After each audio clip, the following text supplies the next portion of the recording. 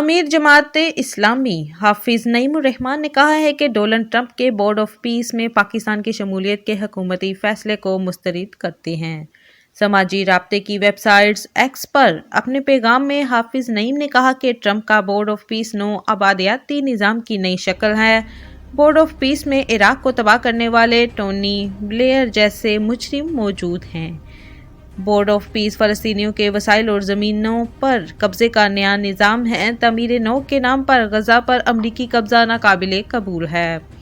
پاکستانی وزارت خارجہ کا یہ موقف ہے کہ پاکستان نے سلامتی کونسل کی قرارداد کے تحت غزہ امن منصوبے کی حمایت کا اعلان کیا، جو حقائق کے برعکس ہے۔ خود ٹرمپ کہہ چکا ہے کہ اس کا بورڈ آف پیس ایک دن اقوام متحدہ کی جگہ لے سکتا ہے۔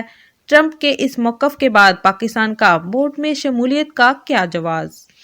ہم ایک بار پھر بہت واضح انداز میں کہتے ہیں کہ پاکستان کی فوج کسی صورت بھی غزہ نہیں جانی چاہیے۔